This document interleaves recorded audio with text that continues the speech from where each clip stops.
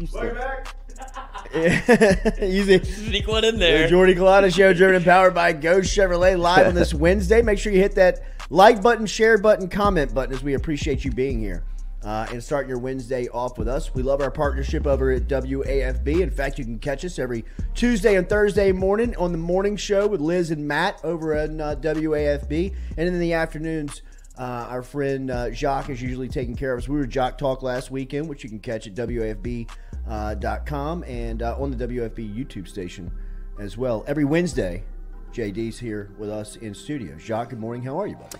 Good morning, man. What an invigorating morning. I got the weather now, an SEC opener this weekend. So it feels like fall, right? It's starting to get a little taste of fall. You know, we were talking about Roger Cador during the break, and Roger would say, "Jock, every day is a good day." Okay, and so every day is a good day. But today, this is the payoff. You know, because August kind of sucks. You know, you got wasp, it's hot. You got hurricanes. Knock on wood, we don't get any of that. Good, feeling good outside. It does feel good. This is a big game. I think the closer it gets, I think the momentum's starting to build for Saturday of 2.5-point underdog at home for LSU against a Mississippi State team with a veteran quarterback and now a third-year head coach in the SEC and Mike Leach at the program. What are some of the storylines you're following going into Saturday? Well, I think before the year you talked about being 4-0, 5-0 going to Auburn, and you certainly don't want two losses on your resume before you get into October. I mean, October you go to Auburn, which I think is a winnable game. Auburn has shown that they're not really anything special, and then the Tennessee game, and then at Florida, and then Ole Miss comes to you. So October is going to be really tough. So I think that Mike Leach probably deep down wants to show that Brian Kelly that he can outcoach him and beat him. And Mississippi State, they've had a tough start to the year. I mean, compared to other teams, they play Memphis at home. I mean, this is kind of a tough back-to-back when you're going all the way to Arizona, coming back, and then now you're going to Tiger Stadium back-to-back weeks. So if they get these two wins, I don't guess those guys have been 3-0 since the Dak Prescott year of 2014, right? We have the second toughest schedule in the SEC this year. I enjoy going to Starkville, by the way. I like Me that road too. trip. It's, it's. You like cowbells or no? You get used to it. You're like, oh God, and then by the end of the game, you're used to it. Do you earplugs? Because I know DeQuano earplugs, right? I don't have it. That's a good idea, perhaps. A lot But of people do. I mean, how do you battle the hangover in there if you go in there a little? You just love it. You Well, just I would don't think that even it's not even care. the alcohol hangover; it would be the cowbell That's hangover. what I'm saying. that's If you what go it's in there a talking little off, like 80%, and you're like, oh, head kind of hurts, I can power through this, and then you get to the point where you want it to be in a football game, and that's all you hear. You're That's just all like, you want to hear. My fingers bleed. Like I Second get hour blisters poll down my question, fingers. neck and neck right now. Oh. Early on, where should Katie pay her bet off? Okay. Should it be at the football game or baseball game? 55-45 differential in the voting, so still an opportunity to jump in there This to takes see it where off your Katie. plate. It Yeah, does. I like We're all this. good. We're all good. I like this. Put it on the poll, Guillermo. Oh, wrong show. But here's another one. What's more annoying, cowbells or Rocky Top? I mean, by the end of the game, It's a hell of a debate.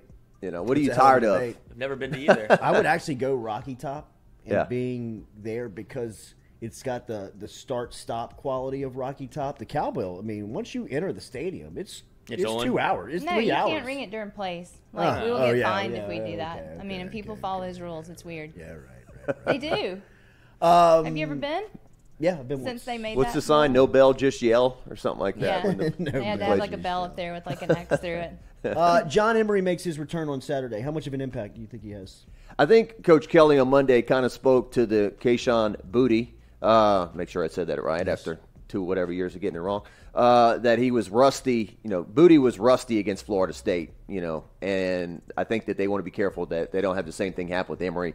Give him too many carries too quick, get him back into game shape. But I think that that's a big factor. I still have doubts in this LSU rushing attack. Look, nothing LSU was going to do against Southern was going to move the needle with the fan base, right? I mean, it was all going to be about how do they perform this weekend in terms of getting people back on board and excited about the season after the tough loss to Florida State. So, I'd love to see John Emery flourish in his last year here and have a great year. So that'll be interesting to watch how they get him involved. Yeah. There's also some storylines on this offensive line where they'll get some players back, notably Xavier Hill, and they're still trying to find that grouping and combination who they like up there on that offensive line. What have you made of their play that particular unit's play over the first couple of weeks? Well, I'm just listening what Coach Kelly talked about. He said he wants to see a lot more Emory Jones in the rotation, so that'll be interesting to watch. Certainly, I talked to a few people from the Charles Turner camp in fall ball or in during camp that felt like he should have been the center, obviously, and said that he had charted a lot less wild snaps than Dellinger did, and so now he's getting his shot, and that looked fine last week. But how does he hold up? It's always the knock on him has always been he's undersized, right? He's about 300 pounds or whatnot. So, and then they fix things on the protection on the special teams as well on the left side. So that's another big question going in this game. If LSU's got the ball opening possession and they've got to try a 42-yard field goal to take a 3-0 lead, how do those guys? How do special teams hold up? When you're playing Southern and there's no pressure and you're going to win and it's 44-0 early in the second quarter, what are you really getting out of that game? You get some positives out of it. Walker Howard gets to play and stuff like that. But, for the most part, a game like that, besides the halftime show and, great tailgating and apparently lots of people smoking products on campus during the day on both sides. It's legal now, Jacques. It's legal. Yeah, right. It's a new age tailgate. And the traffic and everything. But honestly, what are you going to get out of that game? Not a whole lot, I don't think. So, I expect it to be big this weekend, though. I think it's going to be a big crowd for this one. I think this game is kind of, as we said, the closer it gets here, the bigger it feels. And I think when the SEC slate looks up on Saturday, this will be one that everybody's really paying attention to at 5 o'clock just because of what's going to come of it. Yeah. I think a few people didn't make it to New Orleans for that first game, and I think people maybe didn't make it last weekend. I know my parents sold their tickets. They're like, look, they thought it was going to rain and it's going to blow out, but coming to this one, SEC opener, it's going to be a little warm, but weather should be great and everything. And like I said, SEC opener, and it's supposed to be a competitive game, so I would think there'd be a lot of people on campus. Not as many as last weekend, I wouldn't think. I think you had so many people that didn't have tickets that came last weekend for that event, but. Saints week 1, it never gets old in beating Atlanta any way you can, but I know that they looked very pedestrian first 3 quarters and then turned it on the fourth. What would you see from them on Sunday? It reminded me a lot of the LSU game, asleep for 3 quarters, big comeback, except they got it done. They won the game. Welcome back Will Lutz, certainly 51-yard field goal there to win the game. I certainly agreed that I did not expect them to give up 200 yards rushing, and Dennis Allen talked about it at his Monday press conference. That's not Saints football, and we're not happy with that at all.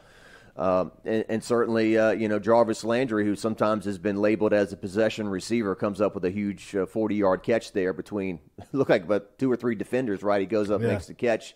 So he made a huge impact. And just great to see Michael Thomas back and in the end zone and showing – proving anybody who was doubting the fact that he wanted to be part of the team and be part of, moving forward. Hopefully Zion Williamson follows his lead with the Pelicans, and we're seeing similar production. But that was great to see as well. So just a huge win, because I certainly, as a Saints fan growing up, I was on the other end of plenty of those where you're a bad team. You outplay the other guys all the way to the end, and Joe Montana steals it from you at the end, or whoever they're playing. So that's how it goes in the NFL. When you win in the NFL, you don't gripe. You just take the win and move on. 100%. Brady and the Bucks on Sunday. They looked, 19-3 winners over Dallas on Sunday. Maybe not as sharp as they would have liked to, but just the components that they have, whether it's Godwin, the picking up of Julio Jones, Leonard Fournette looks really good running the ball for them.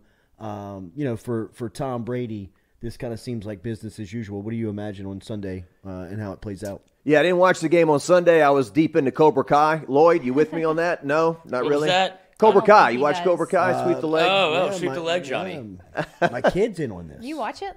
I've seen the old one, everybody's the classic, and then the new show. Is that what you're talking about on Netflix? Yeah. The older version? Johnny Lawrence and they're all grown up. Daniel LaRusso. Yeah. The old one, like Karate Kid. Yeah. Okay. Yeah, that was called Cobra Kai. The first movie, 1984. It came out. Anyway, I didn't watch the game. It looked like it was a snoozer, 19-3. Yeah. But I did see Leonard ran for 127 in the game, and I saw Brady make a big deep throw. So Julio Jones is the story, though. It looks like he's at Alabama. He had run like he's run. They were running him on jet sweeps on Sunday. Yeah, I thought he was washed, as the kids say. He's TV back. method. He wouldn't even dress it out his last 2 years in Atlanta. That's I mean, right. I mean, it was. Yeah, now, it does have an Alabama feel to it, right? We take some TB12. guy and then we turn him into like a coach, like Saban's doing with the coaches. But yeah, I don't think you can ask for much more in a home opener to have Tom Brady and the Bucs come in. Both teams won their first game. Should be a ton of excitement. Of course, that's the game that Jameis got hurt in last year, right? Yeah. I would say the biggest, impressive win for the Saints.